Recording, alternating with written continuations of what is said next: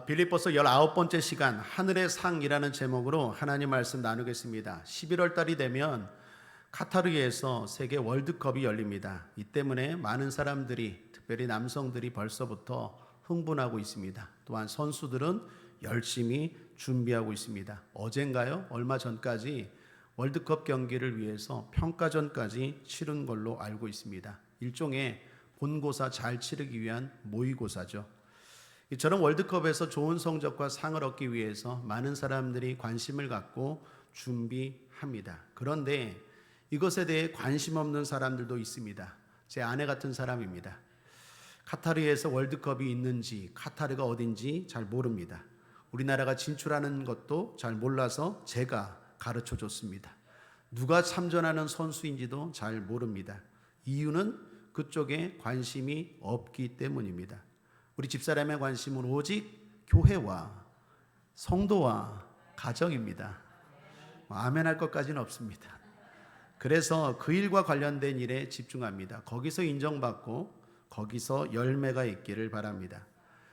관심은 그 사람이 달려가는 길을 보여줍니다. 월드컵에 관심 있는 사람은 그 길을 위해 마음과 시간과 물질과 힘을 쏟죠. 다른 것도 마찬가지입니다. 사업도 그렇고 그리고 학업도 마찬가지입니다. 그렇다면 성도의 관심은 어디에 있습니까? 당연히 천국에 있죠. 하늘에 있죠. 하늘에 관심 없는 사람 있습니까? 그렇다면 예수 왜 믿습니까? 바울은 말합니다. 그거 없다면 우리가 제일 불쌍한 사람이라고. 천국이 없다면, 하늘이 없다면, 거기에 관심이 없다면 우리가 왜 예수를 믿습니까? 세상 사람들처럼 이 귀한 시간에 좀 더 놀든지, 좀 더 즐기든지, 좀 더 내 뜻대로, 내 욕망대로 살아가는 게 맞는 거 아니겠습니까? 그런데 분명히 천국은 있고 그 길을 향해서 우리가 가기 때문에 거기에 우리의 관심이 있는 줄 믿습니다. 바울도 그렇습니다. 바울의 관심이 하늘에 있습니다. 하늘의 상에 있습니다. 14절을 보시면 표대를 향하여 그리스도 예수 안에서 하나님이 위에서 부르신 부름의 상을 위하여 쫓아가노라. 부름의 상을 위하여 쫓아가노라 라고 말합니다. 하늘의 목표를 두고 있습니다. 하늘에 관심이 있습니다. 다른 것 그 무엇보다도 하늘에 집중하고 그것에 관심을 가지고 달려갑니다. 이 상을 면류관으로도 표현합니다. 디모데후서 4장 8절에 보면 이제 후로는 나를 위하여 의의 면류관이 예비되었으므로. 바울이 하늘의 상을 면류관으로 표현한 것은 올림픽 때문입니다. 바울 당시에 올림픽이 있었습니다. 그리고 실제로 올림픽에서 금메달을 딴 사람은 시상대에 올라가서 월궤관, 월궤수를 받습니다. 그리고 자료에 따르면 그 당시에 500드라크마라는 큰 돈을 받습니다.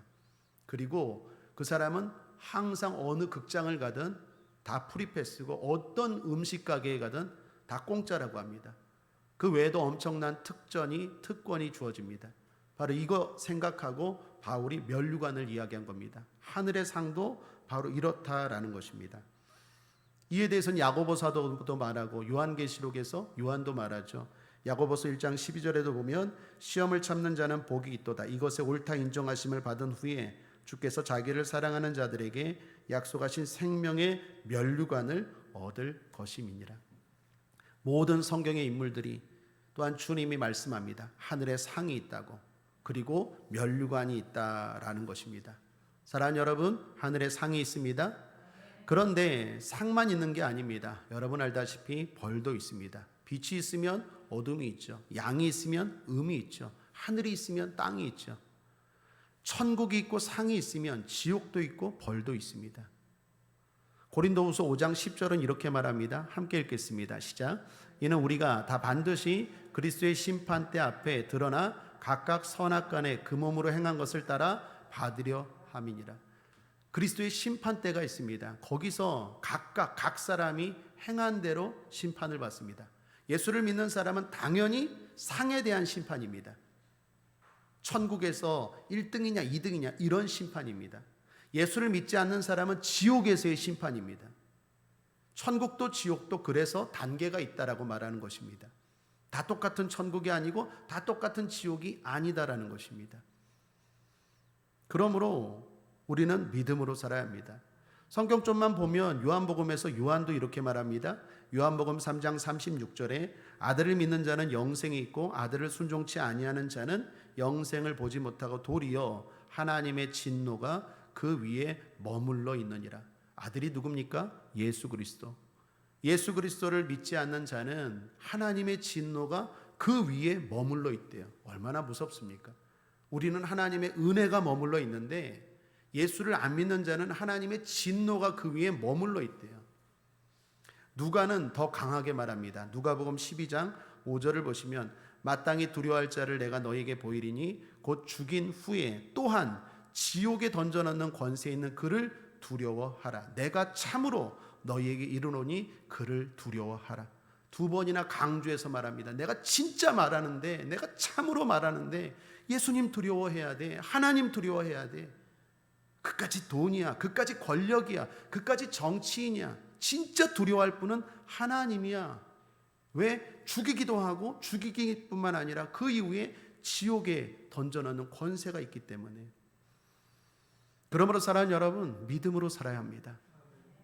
하늘이 있습니다. 하늘을 바라보고 믿음으로 살아야 한다라는 것입니다. 그런데 믿음으로 살아야 한다 할 때 많은 사람들이 이게 마음과 행동을 따로 생각하는 경향이 있는 것 같습니다. 믿는 마음 따로, 믿는 행동 따로. 여러분 100원이라는 동전이 있으면 동전의 앞면과 뒷면이 똑같죠. 그래서 다 100원이죠. 마찬가지로 믿는다 할 때는요, 마음이 있고 행동이 있고 두 개를 나눌 수 없다라는 것입니다. 하나라는 것입니다. 자, 오늘 바울도 보면 바울은 구원에 대한 마음, 확신이 있었어요. 믿음이 있었어요. 그래서 9절에 이렇게 말합니다. 그 안에서 발견되려 함이니 내가 가진 의는 율법에서 난 것이 아니요. 무슨 말입니까? 내 공로로, 내 노력으로 의롭게 된 게 아니요. 오직 그리스도를 믿음으로 말미암은 것이니 곧 믿음으로 하나님께로서 난 의라. 우리가 착한 일에서 천국 가는 게 아니라 예수 그리스도를 믿음으로 말미암아 의롭게 된다는 가장 기본적인 진리입니다. 그게 하나님께로서 난 의라는 거예요. 하나님이 그렇게 할 때 의롭다 여겨주신다는 거예요. 그래서 나는 예수 그리스도를 믿었고 의로워졌다라고 말하는 것입니다. 바울에게는 이 확신이 있었어요. 로마서에서도 유명한 말씀이죠. 이렇게 말합니다. 로마서 8장 38, 39절 함께 읽겠습니다. 시작. 내가 확신하노니 사망이나 생명이나 천사들이나 권세자들이나 현재일이나 장래일이나 능력이나 높음이나 기쁨이나 다른 아무 피조물이라도 우리를 우리 주 그리스도 예수 안에 있는 하나님의 사랑에서 끊을 수 없으리라. 내가 확신하노니. 할렐루야. 여러분도 확신을 가지고 살게 되길 바랍니다. 구원에 대한 확신, 하나님의 사랑에 대한 확신. 바울은 이렇게 확신이 있었는데 그 구원에 걸맞게 행동도 있었다는 거예요. 행동도. 그래서 11절을 보십시오. 이렇게 말합니다. 함께 읽겠습니다. 시작. 어찌하든지 죽은 자 가운데서 부활에 이르려 하노니. 자, 부활을 믿습니다. 천국을 믿어요. 하늘의 상을 믿습니다. 그렇다면 당연히 그걸 믿는 행동이 따라오겠죠. 안 그렇습니까? 여러분, 은행을 믿습니다. 은행을 믿으면 어떻게 합니까? 돈을 맡기는 행동이 따라오죠. 믿으니까 돈을 맡기죠. 여러분이 차를 믿습니다. 배를 믿습니다. 비행기를 믿습니다. 이 쇳덩어리가 달려갈 걸 믿어요. 이 쇳덩어리가 바다에 뜰 걸 믿어요. 이 쇳덩어리가 하늘을 날 걸 믿어요. 믿으니까 타는 거 아니겠어요? 그러니까 믿는 거는 그 행동이 따라온다고요. 그러므로 행동과 믿음이, 마음의 믿음이 분리할 수 없어요. 내가 예수를 믿어요. 내가 하늘의 상을 믿어요. 그러면 당연히 거기에 관심을 갖고 그걸 위해서 달려가는 행동이 나온다라는 거예요. 바울이 그렇다는 거고 우리가 그렇게 살아야 될 줄 믿습니다. 그런데 간혹 가다가 예수를 믿는데요. 천국이 있다는 거 믿는데요. 하늘의 상이 있는 거 믿는데요. 그런데 행동을 보면 전혀 믿는 게 아니에요. 그건 잘못된 믿음이고 믿음이 아닙니다. 야고보 사도는 심하게 이렇게 말하죠. 행함이 없는 믿음은 죽은 믿음이라. 그러므로 사랑하는 여러분, 믿음에 대해서 분리하지 말고 믿음은 하나라는 것 잊지 마시고 늘 행함을 통해서 우리의 믿음을 점검할 수 있는 저와 여러분 되길 바랍니다. 가끔 많은 사람들이, 특별히 교회 안 나오는 사람들이 그런 말 할 때마다 참 마음이 아파요. 예수를 믿는데요. 하나님을 믿는데요. 그런데 교회는 안 나온대요. 그게 뭔 말이에요? 말이 안 된다는 얘기예요. 하나님을 사랑한대요. 예수님을 사랑한대요. 성경도 믿는데요. 그러면서 예배를 안 드려요. 그게 뭔 말이냐고요. 그게 말이 안 된다는 거예요. 진짜 내가 그걸 믿으면 당연히 하나님 말씀대로 살려고 하고 하나님의 집인 교회를 사랑하고 하나님 뜻대로 살려고 노력하는 행동이 당연히 따라오는 게 믿는 거지. 언젠간 교회 나갈 거고 뭐 성경을 믿고 다 말은 그냥 청산유수예요. 그건 다 마귀에게 속는 거예요. 그런 분들 있다면 대적 기도해 주세요. 사탄아, 우리 사랑하는 이 영혼에게서 떠나갈지어다. 미혹하지 말고 떠나갈지어다. 변명입니다. 그건 믿는 게 아니에요. 믿는 건 반드시 행동이 따라요. 여러분 믿기 때문에 오늘 수요예배 드리는 거예요. 수요예배를 드리는 걸 통해서 하나님이 어떻게 해요? 여러분이 진짜 믿는다는 걸 아는 거예요. 아브라함을 믿음의 조상이라고 말합니다. 하나님이 아브라함의 믿음을 언제 알았습니까? 아들까지 바치는 걸 보고 네가 진짜 믿는구나 라고 해서 거기에서 아브라함이 아브라함으로, 그리고 복의 근원이라는 이름이 거기에서 주어집니다. 하나님도 우리의 행동을 통해서 우리의 믿음을 보십니다. 그러므로 믿음 따로 행동 따로가 될 수 없어요. 내가 정말 믿는다면 그에 걸맞는 행동이 따라온다라는 것입니다. 자, 그러므로 저와 여러분은 하늘의 상을 믿고 천국이 있음을 믿고 달려가는 사람들인 줄 믿습니다. 그렇다면 어떻게 행동해야 될까요? 무엇이 믿음의 바른 행동일까요? 하늘의 상을 얻기 위해서 어떤 행동이 필요할까요? 어떤 믿음의 행동이 필요할까요? 오늘 바울을 통해서 두 가지를 권면합니다. 바울은 하늘의 관심을 가지고 하늘의 상을 받기 위해서 첫 번째로 과거를 잘 관리하라라고 말합니다. 한번 따라할까요? 과거를 잘 관리해야 합니다. 여러분 믿음의 사람들은요, 과거를 잘 관리해야 돼요. 오늘 바울이 말합니다. 13절 함께 읽겠습니다. 시작. 형제들아, 나는 아직 내가 잡은 줄로 여기지 아니하고 오직 한 일, 즉 뒤에 있는 것은 잊어버리고, 뒤에 있는 것은 잊어버린대요. 하늘의 상을 바라보는 사람, 하늘의 상에 관심 있는 사람은 뒤에 있는 것 잊어버린대요. 과거는 잊어버려야 합니다. 그런데 이 말이 과거의 모든 걸 다 잊어버린다는 얘기일까요? 아닐 거예요. 그리고 그게 가능할까요? 여러분 과거를 내가 잊어야지 하면 더 생각나지 않습니까? 잊혀지지 않아요. 바울이 뒤에 있는 것, 과거는 잊어버린다라는 말은 정확하게 말하면 잘 관리한다라는 거예요. 왜요? 오늘의 믿음을 위해서 내가 과거에 있는 일들을 잘 관리한다라는 거예요. 예를 들면 이런 겁니다. 과거에 화려한 경력 같은 게 있어요. 그것을 기억합니다. 그것을 자랑합니다. 그러면 이것이 오늘 내 발전에 발목을 잡는다는 거예요. 예를 들어 과거에 1등한 학생이 있습니다. 그런데 그 기억 때문에 교만해요. 야, 내가 중학교 때는 1등 했어. 중학교 때는 자꾸 그걸 생각해요.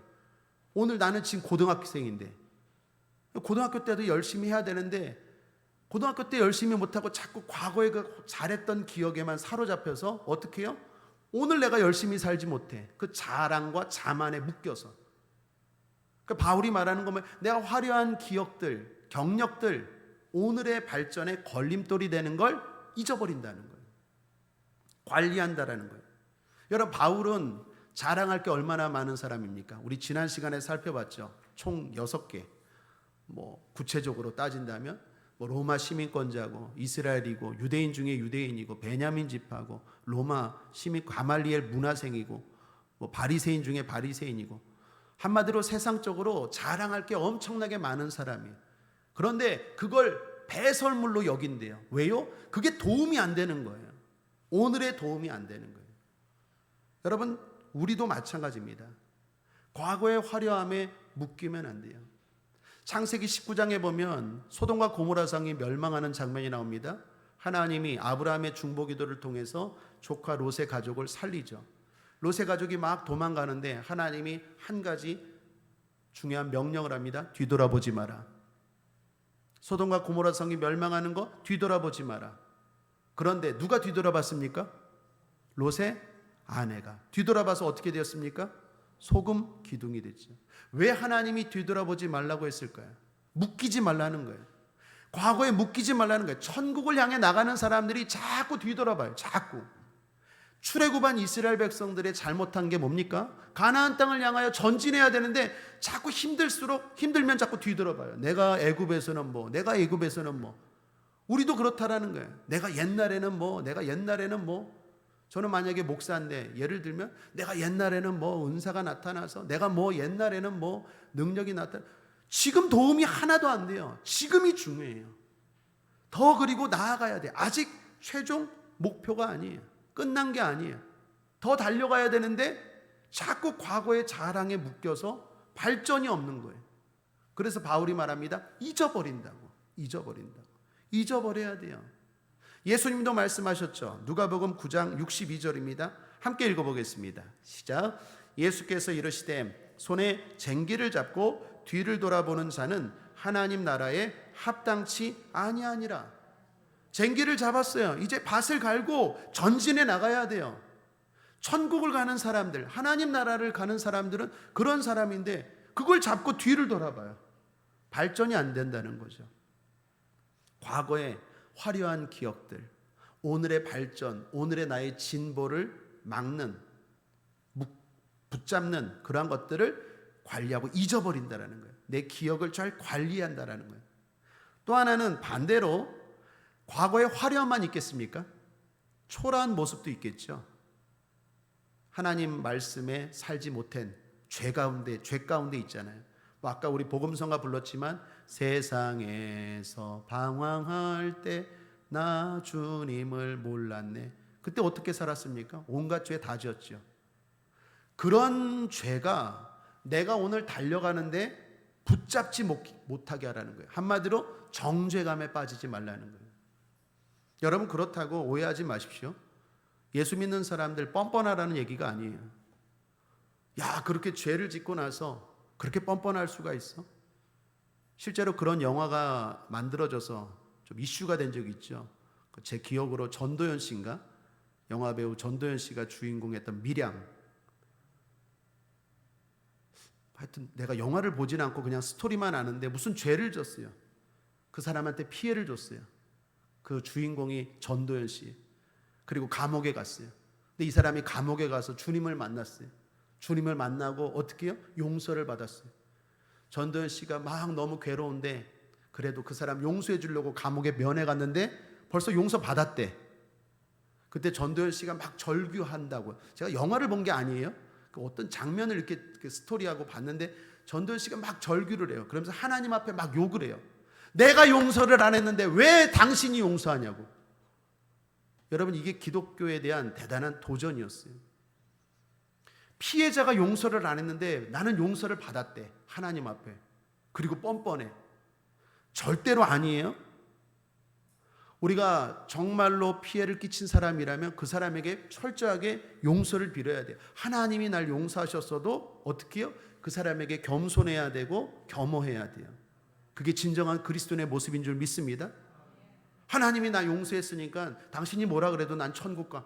이건 무례하고 전혀 온전한 성경의 가르침이 아니에요. 그리스도인의 모습이 아니에요. 뻔뻔하지 않습니다. 그런데 문제는 묶이지 말라는 거예요. 거기에 계속 또 반대로 묶이는 사람이 있어요. 그래서 전진이 안 돼요. 아유, 나 같은 게 뭐, 내가 옛날에 그런 죄를 졌지. 나 같은 게 뭐 하면서 전진이 안 되는 거예요. 그럼 어떻게 해야 됩니까? 그 죄와 그 잘못을 오늘의 열심으로 승화시켜야 된다는 거예요. 여러분 바울을 보십시오. 바울은 과거에 예수 믿기 전에 죄인이었습니까? 아니었습니까? 죄인이었죠. 예수 믿는 사람들, 예수쟁이들을 핍박하던 사람이었어요. 교회를 핍박하던 사람이었어요. 근데 그가 다메섹 도상에서 주님을 만났죠. 주님을 만나고 나서 회개했죠. 회개하고 나서 어떻게 했습니까? 뻔뻔해졌습니까? 아니요. 그 자신의 과거의 죄를 오늘의 열심의 밑거름으로 삼았어요. 내가 이렇게 죄를 졌으니까 더 열심히 해야지. 늦게라도 주님 만나주시니 감사합니다. 늦게라도 예수 믿게 해주시니 감사합니다. 내가 과거에 지었던 많은 죄들 그거 생각하니까 더 열심히 지금 해야지. 이게 정상적이라는 거예요. 내가 과거에 이런 사람이니까 아유 내까지 게 무슨 전도를 해, 무슨 예배를 드려, 무슨 뭐 구역장을 해, 무슨 목사가 돼. 그게 아니라는 거예요. 또 반대로 거기에 묶이지 말라는 거예요. 그래서 예수 믿는 사람들은 과거를 잘 관리해야 돼요. 과거에 화려했던 경력들 자꾸 오늘 끄집어내면서 오늘의 열심을 가로막으면 안 돼요. 오늘은 오늘의 열심이 필요해요. 과거에도 달렸으면 오늘도 달려야 돼요. 첫사랑 때 뜨거웠으면 오늘도 뜨거워야 돼요. 맨날 옛것 꺼내면서 옛날에는요 목사님, 옛날에는 뭐 집사님, 저나 여러분이나 자꾸 과거 이야기하면서 오늘 달려가야 될 것을 못 달려가면 안 된다는 거예요. 그게 바울이 말하는 거예요. 뒤의 것은 잊어버렸다고. 내 과거의 화려한 경력 잊어버렸다고. 또 반대로 내 과거의 부끄러운 모습도 잊어버렸다는 거예요. 그것 때문에 아무것도 못하는 게 아니라 그것 때문에 오히려 더 열심히 달려간다는 거예요. 아멘이십니까? 이해가 되십니까? 그러므로 하늘의 상을 바라보는 사람들은 과거의 기억들을 잘 관리하셔야 돼요. 여러분들 관리를 잘 하시길 바랍니다. 제가 목회하면서 상처가 많은 사람들이 있어요. 이 과거에 묶인 사람들. 또 마귀가 그걸 묶어서 정죄해요. 거기서 헤어나지 못하는 사람도 있어요. 하나님의 거룩한 일들 못하는 사람. 잘못된 거예요. 또 반대로 과거에 좀 열심히 한 걸 가지고 위안 삼아서 아우 나 다 옛날에 해봤어요. 뭐 다 해봐. 그러면서 오늘 게으르고 안주해요. 그것도 잘못된 거예요. 우리는 늘 하늘의 상을 위하여 달려가야 될 줄 믿습니다. 이사야서 1장 18절 주님 말씀하시죠. 너희 죄가 주홍 같을지라도 눈과 같이 희어질 것이요 진홍같이 붉을지라도 양털같이 되리라. 죄를 지었다 할지라도 용서받았다는 것 기억하고 더 지은 죄만큼 열심히 달려가는 저 여러분 되길 바랍니다. 스카백이라는 분이 계십니다. 그분이 아직도 가야 할 길이라는 책을 썼는데 거기서 이런 말씀을 하셨어요. 하나님이 아담과 하와가 에덴 동산에서 죄를 짓고 나서 쫓겨났죠. 그리고 나서 에덴 동산에 어떻게 하셨습니까? 그룹 천사들을 두시고 두루 도는 화영검을 두셨어요. 그리고 아담과 하와가 들어오지 못하게 하셨어요. 이거를 이 스카백이라는 유명한 분이 이렇게 해석하셨어요. 왜 하나님이 아담과 하와를 에덴 동산에서 쫓겨내시고 그리고 에덴 동산에 다시 들어오지 못하게 했을까? 그것은 전진하라고. 아담과 하와가 아이고 내가 잘못했지 자꾸 선악과에 묶여갖고 과거로 돌아가지 말고 하나님 이제 다 용서하시고 합력하여 선을 이루신 걸 믿고 전진하라고, 성장하라고 막아뒀다는 거예요. 만약에 안 막아뒀다면 아담과 하와는 또 에덴 동산으로 다시 돌아와서 미래의 삶이 아니라 과거에 묶여있는 삶을 살았다라고 해석하는데 참 공감이 되는 말씀이에요. 사랑하는 여러분, 잘한 일이든 잘못한 일이든 하나님은 합력하여 선을 이루실 줄 믿습니다. 그러므로 과거에 묶여있지 말고 뒤의 것은 잊어버리고 하늘의 상을 위하여 중요한 건 오늘도 달려갑시다. 두 번째, 하늘의 상을 바라보는 사람은 미래에 잘 집중해야 합니다. 바울이 이렇게 말합니다. 또한 11절 하반절에 보면 오직 내가 그리스도 예수께 잡힌 바 된 그것을 잡으려고 쫓아가노라. 14절에도 표대를 향하여 그리스도 예수 안에서 하나님이 위에서 부르신 부름의 상을 위하여 쫓아가노라. 두 번이나 강조합니다. 쫓아가노라. 뜻은 집요하게 노력하고 전력 질주한다라는 뜻입니다. 영어 성경에 보면 프레스온이라는 수거로 번역했어요. 프레스온이라는 건 육상 선수가 예를 들면 저기 도착점이 있어요. 그럼 거길 향해서 어떻게 해요? 막 달려가죠. 육상 선수들이 막 두리번거리면서 달려갑니까? 아니죠. 도착 결승전 그 선을 향해서 막 달려가죠. 그게 바로 쫓아가노라라는 말의 뜻이라는 거예요. 우리도 어떻게 해요? 하늘의 상이 있다면 그걸 향해서 계속 그걸 바라보면서 집중하면서 달려가야 돼요. 두리번 거리면 거기 도달할 수 없어요. 바울이 말합니다. 하늘의 상이 있음을 아는 사람들 거기에 집중하고 달려간다고. 참 바울은 대단한 사람입니다. 꾀를 부릴 만도 한데 바울이 어떤 사람입니까? 삼층천까지 갔다 온 사람이에요. 교회도 한두 개를 지은 사람이 아니에요. 성경의 13권이 바울이 쓴 책입니다.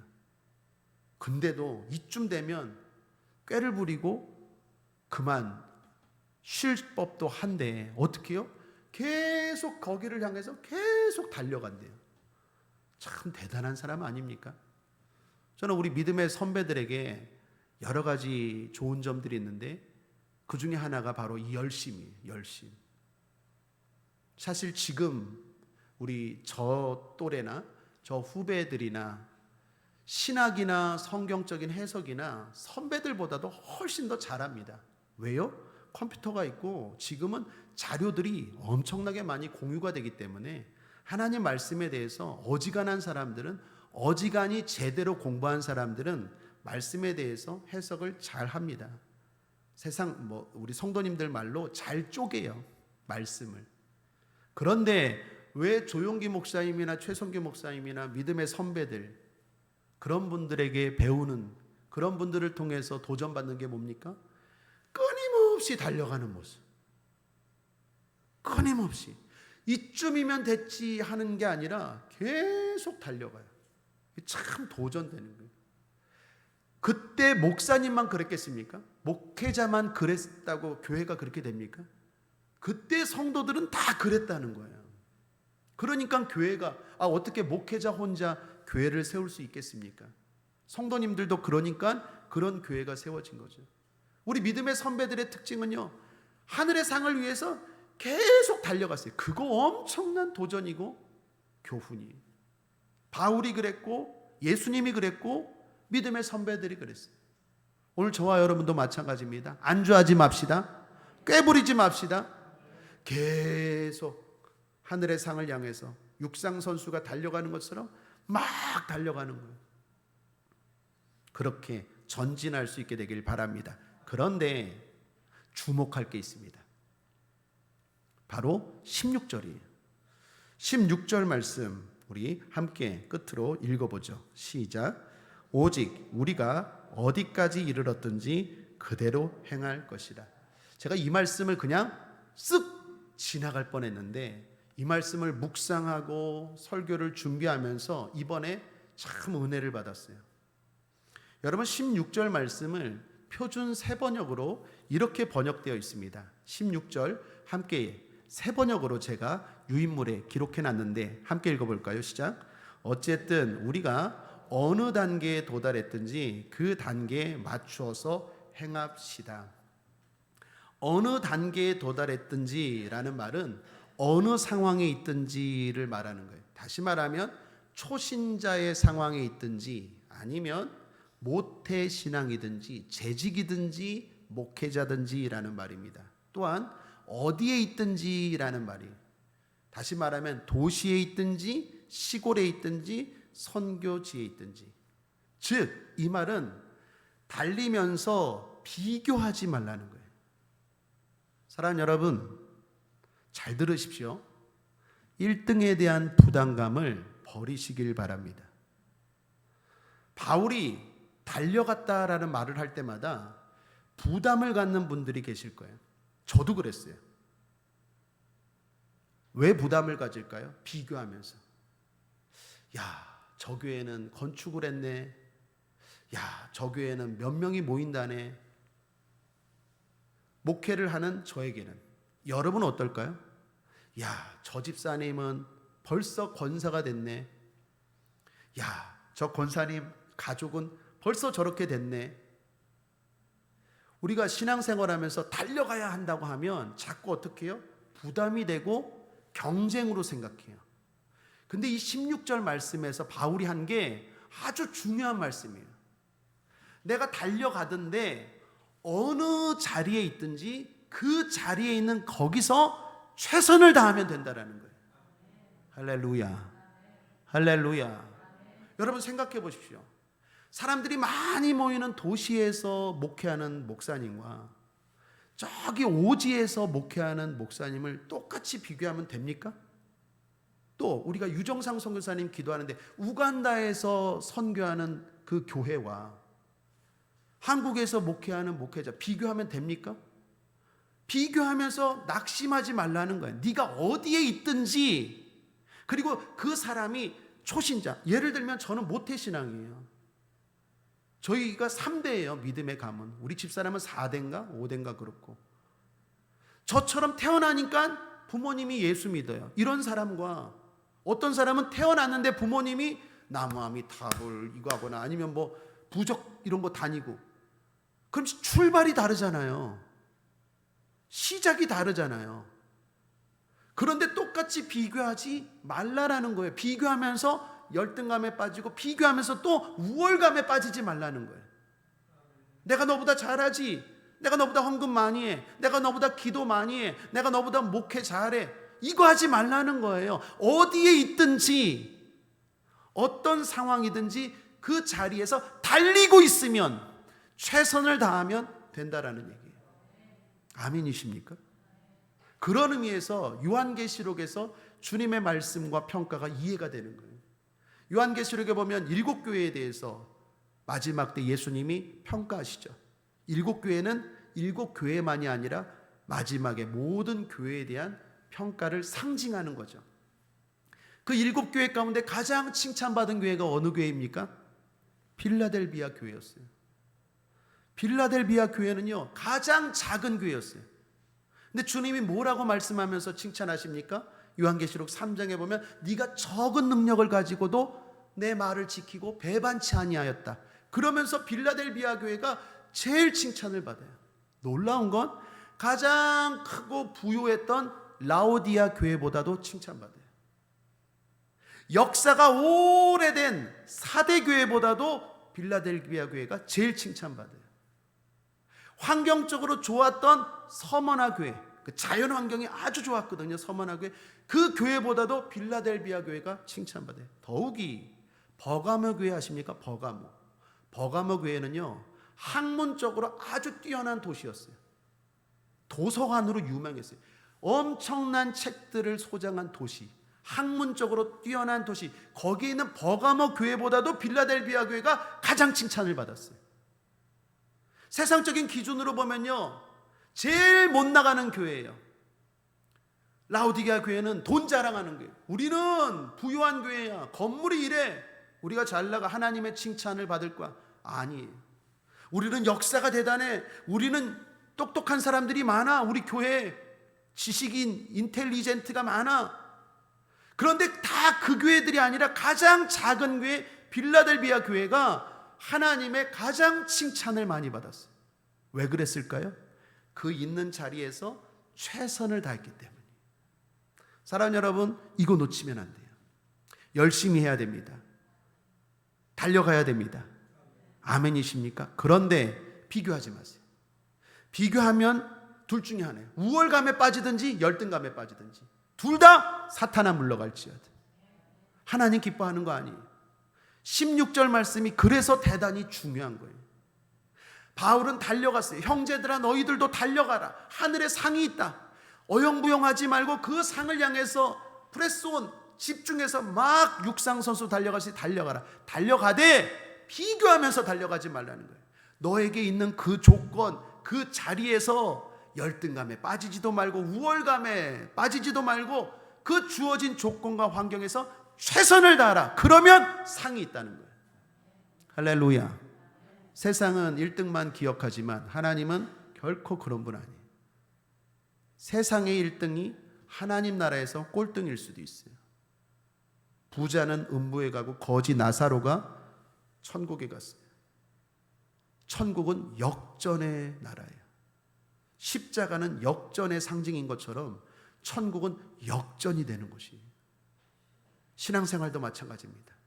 세상의 잣대로 신앙을 판단하면 안 돼요. 세상의 화려한 물질 만능주의 세상 가운데 그러한 가치관으로 성도와 신앙과 교회를 판단하면 안 된다고요. 중요한 건 하나님 앞에서 나예요.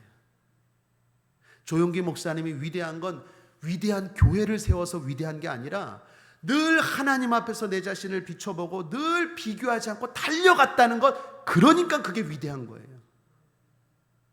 비교하면서 우리가 이렇게 많지, 우리 성도가 이렇게 많지, 우리 교회가 이렇게 크지, 우리 시설이 이렇게 많지, 우리는 돈이 많지, 우리는 뭐 신문사까지 만들었지. 그래서 대단한 게 아니라 하나님 앞에서 그 상을 향해서 비교하지 않고 계속 달려갔기 때문에 대단한 거예요. 바울이 베드로와 비교하면서 다른 사도들과 비교하면서 니들은 교회도 못 세웠지, 나는 교회를 이렇게 많이 세웠어, 성경도 몇 권 못 썼지, 난 13권이나 썼어. 이래서 대단한 게 아니라 하나님이 나에게 주어진 조건, 거기서 최선을 다했기 때문에 대단한 거예요. 사랑하는 집사님들, 그 자리에서 최선을 다하십시오. 그렇다면 목사보다 상이 클 거예요. 사랑하는 권사님들, 그 자리에서 최선을 다하십시오. 사랑하는 안수 집사님들, 사랑하는 성도님들, 사랑하는 장로님들, 그 자리에서 최선을 다하십시오. 그러면 하나님의 상이 그 누구보다도 클 거예요. 우리를 위하여 예비된 상이 있음을 알고 비교하지 말고 최선을 다해서 프레스온 달려가시기를 주님의 이름으로 축복합니다. 말씀을 정리하기 전에 영화 소식을 하나 들었어요. 요즘 세계적인 영화제에서 우리 배우들이 상을 많이 받고 있지 않습니까? 그런데 그 사람들이 영화에서 어떤 역할을 합니까? 왕 같은, 아니면 장군이나 스타, 유명한 스타 역할을 한 사람들이 상을 받습니까? 뭐 예를 들면 그 오징어 게임인가요? 이정재 씨가 상을 받았는데, 이정재 씨는 거기 뭐 회사원이던가요? 뭐죠? 뭘로 나오죠? 그 역할이었는데 상 받았어요. 영화제에서. 그 윤여정 씨인가요? 윤여정 씨인가요? 그분도 뭐 유명한 뭐 미나리라는 영화인가? 거기서 무슨 그 영화가 했는데 그 할머니로 나와서 상을 받았대요. 제가 기사를 보니까 송강호 씨가 또 상을 받았어요. 그 기생충 말고 이번에 했던 뭐 브로커라는 영화에서 그 칸 영화제에서 최초로, 우리나라 최초로 나무주연상을 송강호 씨가 받았답니다. 근데 저도 영화 보지 못했는데 역할이 세탁소를 운영하는 빚쟁이래요. 여러분, 제가 잘 보면 감독이 주어진, 맡겨진 역할을 잘하면 상을 받죠. 하나님도 마찬가지예요. 하나님은 꼭 잘나고 유명하고 두드러진 사람에게 상을 주는 게 아니라 이 땅에서 어떤 역할이든지 맡겨진 그 자리에서 잘 역할을 감당하면 하나님의 나라 시상식에서 상이 있을 줄 믿습니다. 목사만 상 받는 거 아니에요. 선교사님만 상 받는 거 아니에요. 여러분이 있는 그 자리에서 충성을 다하고 계속해서 달려가면 이 세상의 그 누구보다도 나보다 지위가 높고 조건이 좋고 환경이 좋은 사람일지라도 상은 여러분이 큰 것 믿으시기를 주님의 이름으로 축복합니다. 오늘 끝으로 이 말씀 꼭 전하고 싶었어요. 신앙생활하면서 특별히 우리 순복음 교인들 경쟁하지 않게 되기를 주님의 이름으로 축원합니다. 나는 저 사람보다 기도 많이 해. 난 저 사람보다 성경 많이 읽어. 난 저 목사님보다도 성도들이 많아. 사탄아 물러갈지어다. 그러는 순간 우리는 상이 아니라 뒤처진다는 것 잊지 않기를 주님의 이름으로 거듭 축복합니다. 말씀을 정리합니다. 성도는 하늘의 상을 알고 그것을 잡으려고 달려가는 사람들입니다. 그 사람들은 과거를 잘 관리해야 합니다. 과거의 화려한 경력에 묶이지 말아야 합니다. 반대로 과거의 초라한 모습에도 묶이지 말아야 됩니다. 또한 미래에 잘 집중해야 합니다. 꾀부리지 말고 안주하지 말고 계속 달려가는 것, 그게 중요합니다. 중요한 건 달려가고 있으면 최선을 다하면 됩니다. 내가 어느 자리에 있든지 상관없습니다. 1등에 목숨 걸지 맙시다. 최선을 다했는지 늘 스스로 자문하시고 달려가고 있다면 만족하십시오. 반드시 상이 있습니다. 기도하겠습니다. 하나님 아버지, 우리 국제하모니교회는 달려가는 교회입니다. 목사도 달려가고 있고 우리 성도들도 달려가고 있습니다. 뒤의 것은 잊어버리고 과거를 잘 관리하고 미래를 집중하며 하늘의 상을 바라보고 오늘도 부족하지만 비교하지 않고 충성되이 달려가고 있는 사람들인 줄 믿습니다. 상이 있음을 알고 낙심하지 말고 비교하면서 우월감, 열등감 빠지지 않고 승리하는, 끝까지 승리하는 하나님의 거룩한 자녀들 되게 하여 주옵소서. 감사드리며 예수님의 이름으로 축복하고 기도했습니다. 아멘.